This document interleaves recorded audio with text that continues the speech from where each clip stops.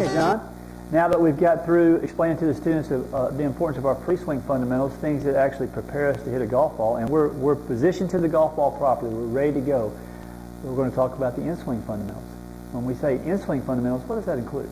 Well, the in-swing fundamentals basically is what's going to take place once the swing begins. Okay? Once you draw the club back away from the ball, what happens in the correct order to make things work out so that you hit the ball straight and you also hit it solid. Okay. And a few things go into that. The first is weight shift. We've got to be able to learn how to shift our weight properly throughout the golf swing. The second is rotation. We've got to be able to rotate not only around our spine but also in balance. And those two things put together will lead to the third thing, which is we've got to be able to keep the club somewhat in front of our body as we swing back and through. If we can't do that, then it's very difficult to hit the ball both solid and straight. Oh, that's awesome. So let's start with the weight shift part, because that's a simple thing. And as we said earlier, everything that we talked about in the pre-swing fundamentals leads up to what we're about to do here. So weight shift, because we've set up properly, and let's face the camera this way for the students. And if you've set up properly, then I know that your head's going to be slightly behind the ball. With this, we've got like a 7 or an 8 iron here. So we're in a good position, and because there's slightly more weight on your right side than on your left side with this shorter iron here, then when you get ready to go rotate back, there's going to be a little movement into the right side, not a lot. The weight's going to move onto the inside of the right foot, and then when we start the downswing, the weight's going to step back into the front foot. You're going to rotate down, and the weight's going to move back into the left side and through into a good balanced finish position. Now, when John does that, we'll look at that setup again, and we'll kind of just go over that one more time. When John swings that way, what he's doing is, in a controlled manner, he's moving his weight from one side of his body to the other. He's not forcing anything to happen, but a lot of what's happening is encouraged by the way you're setting up to it. I agree, and I think sometimes it's difficult to understand how your weight's supposed to shift when you rotate, when you put a golf club in your hands and try to hit a ball. When that ball's sitting there, it makes us all do funny things that we're not real proud of sometimes. I think a great drill for our listeners to do to figure out the weight shift as you turn is to simply take your normal setup position without a golf club, let your arms hang, bring them across your chest like an X, and then make a rotation where your left shoulder is pretty much under your chin, the weight's on the inside of your back foot, and then from there you rotate until your body faces the target, your knees touch, and if there was a message on the bottom of your shoe, of your right shoe there, or your back foot in this case, you would be able to read it from behind. Exactly. Now, when you move your weight like that, especially with this middle iron, when you go ahead and set up like that again, just with the drill that you're talking about, if you'll notice if I hold this training rod here up beside John's head, as he moves his weight, just rotate back, you'll notice that there is a slight lateral movement on his head. It's not a lot, okay? We're not moving off the ball 3 or 4 feet, but because of the way he's set up with the right shoulder being lower than the left, since his left hand is higher on the club than his right hand, then his shoulders are tilted. He has to have a slight movement with his upper body into his right side. If John had a necklace on and he pulled it outside of his shirt, another good drill is that necklace now would be hanging over the inside of his right foot. That's where his center is. And then because he does this in an orderly fashion, there's a slight movement with the left hip towards the target, which starts his weight moving back into his left side. A good rotation from the right hip, the right knee, and the right shoulder through. And when John finishes, he can almost pick his back foot off the ground. Okay? That's an excellent example of a good weight shift. And the weight is shifted differently depending on what club you have. Would you agree? I would agree. For example, like a sand wedge, because the ball is going to appear, as we've explained to our students, slightly farther back in their stance.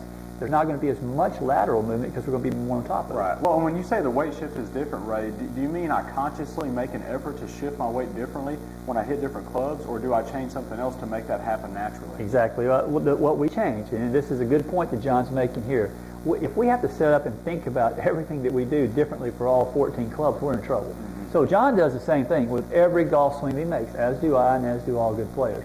It's the setup. It's those pre-swing fundamentals that we preach to you guys that you really need to stop and take the time to learn.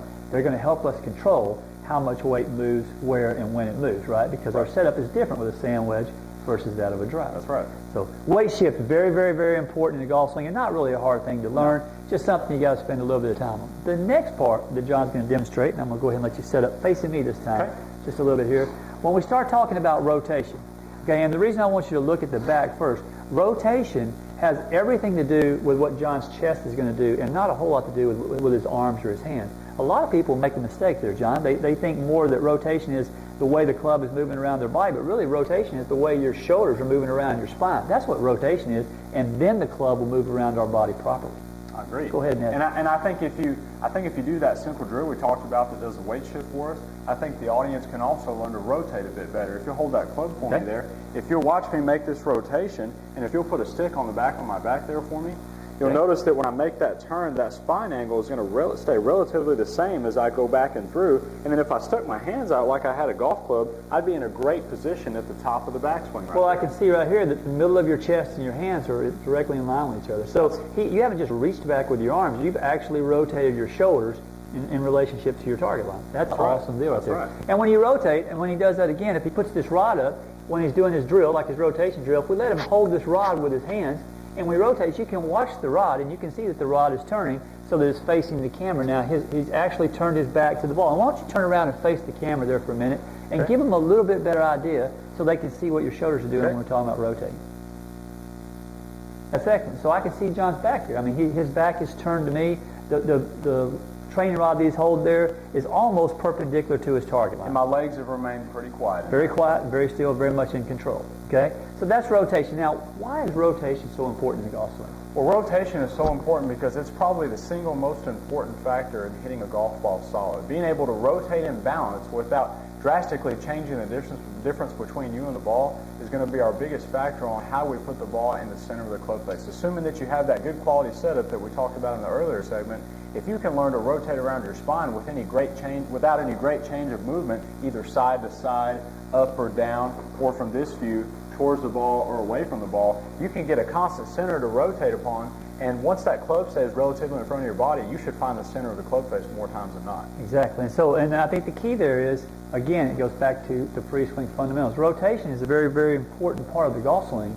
But if we set up properly, that rotation is pretty easy to achieve. It is. If we don't set up properly, then we wind up doing what I'm going to say 95% of all the people that play golf do is we wind up hitting golf balls with our athleticism. That's okay, right. not making a golf swing. If you make a swing, I want you to make a swing for the students, so you might have to back up just a little bit here, but if John makes a golf swing, this is a golf swing. He's allowing the club to move around his body back and through. He's not forcing anything to happen. Okay, there's a big difference between swinging a golf club and hitting a golf ball. Now, because John has a good weight shift and good rotation, he sets up to the ball well, that looks like it's relatively simple to do. But, you know, every amateur that tries to do that, they find a lot of trouble in doing that. Part of the reason is because when John sets up there, again, let's just do it one more time. Part of the reason is they don't rotate. Watch the difference in what the swing looks like when John doesn't rotate and he just tries to hit it with his hands and his arms. There's a lot of things that change there, right? And one of them, I mean, very, very obvious, and it should be obvious to our students, is the path. And we've already talked about, man, the path has a lot to do with what? It has to do with where the ball goes. Yeah, because it creates spin. We got to be in control of the spin. So John set up, he had a great setup, but he didn't rotate. He just took the club back with his hands and his arms, so he had no place to go except for outside and across to the inside. Now, if you're a good athlete, you can manipulate that and sometimes hit a good golf shot. We're not looking for sometimes, we're trying to hit a good golf shot more times than not. That's right. So rotation is important. When he rotates properly, and one more time, I know I'm asking you to hit a lot here, but when John rotates properly, he understands that his chest, his arms, and his hands all have a different job, right? That's right. I mean, when I look at him, the thing that I see that's most important here is when he starts to turn, it's his chest that turns back and through. Now, if John didn't do anything with his hands or arms, and he just turned his chest, watch the way the club would go back. That wouldn't be very productive there, right? It's too far to the inside, what we would call shallow, and it affects our path greatly. If John his arms did exactly what they're supposed to do, their only job is basically to raise up and down. That's all his arms are doing. They're just getting the club up and down. And his wrists are what's going to set the club. But if his arms worked and his shoulders didn't work, and he took it back, that's the swing that we see. And that's probably what we see more times than not. His shoulders are not very much turned at all, actually. He's facing the ball still, and he's reached back with his arms. They've done their job. They've raised up. The wrists have set the club, but his shoulders didn't rotate. So all three of those things need to work together. That's right. What would be a good maybe drill that you could give our students to help them understand how those three different parts work all together? Well, I think the best drill we can do is if you take one of these sticks and you put it on the outside of your ball. Okay, you take one of these sticks, you put it on the outside of your ball, grab another stick here, and you take it, and if you'd set up to the ball for me here for a second, if you'll take that stick, that's right, from that view there, okay? If you'll take another stick and stick it in the ground far enough back where you're not going to be hit, but on the same plane that the golf club is right there, the same angle that the shaft is. And basically what I think we can show them here, Ray, is the takeaway position where the chest and club work together, and you guys will notice that the golf club and the chest are out in front of each other. If I drew basically a straight line from the chest, it's going to go right to the club, and you guys will notice how the golf club will work slightly above that stick on the way back. And then to finish his backswing, all we're looking is for two things really. Turn the chest and the back and continue to fold the club up. And if he does that, the club will fold up in a classic position and he's ready to go. When he initiates his downswing, you guys are going to see that he's basically going to return that club almost exactly on that stick and into the ball and then rotate out to the finish.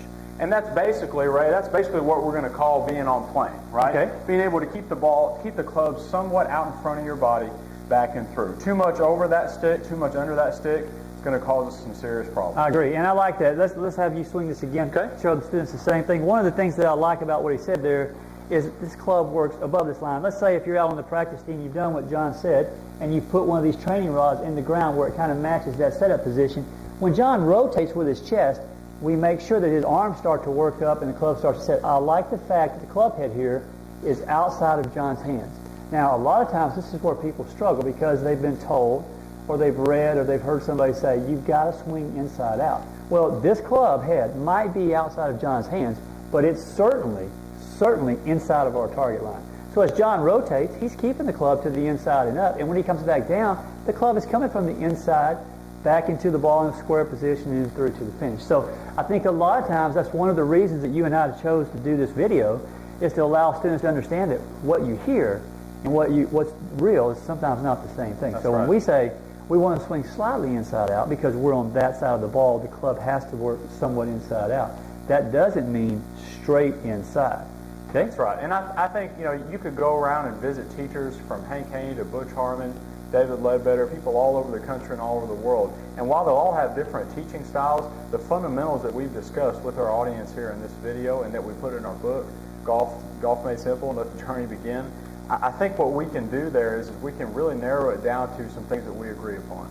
Okay. And that would be set up correctly, get the fundamentals right, learn to rotate and balance, learn to shift your weight, keep that golf club out in front of you. Simple basics that we visited in this video. And one of the things we want to end this on, I just want to say a couple of things here, and I'm going to let you have a moment to tell your students the same thing, but people try to emulate other people's golf swings. And we see that all the time. I grew up, trying to do that, as did you. We all have our heroes, and we all try to swing, like people that we think swing at it really, really well. But what students should understand is we're all built differently. A golf swing that's favorable for Jack Nicklaus is not necessarily a golf swing that was favorable for a Craig Stadler. A Tiger Woods is not necessarily going to swing at it like a Boo Weekley. There's been a lot of different golf swings that have been successful on the tour. Would you not agree? I would agree. And so there's a lot of different ways to hit it. What we try to do with our students is we assume that everybody is the same as us. They don't have, 60 or 70 hours a week to go to the range and hit a bunch of golf balls and be professional golfers. A lot of the people that we're teaching are taking up golf for a sport, an enjoyable pastime. And so with having a family and having a job, we don't have a ton of time to maintain a swing that is crazy.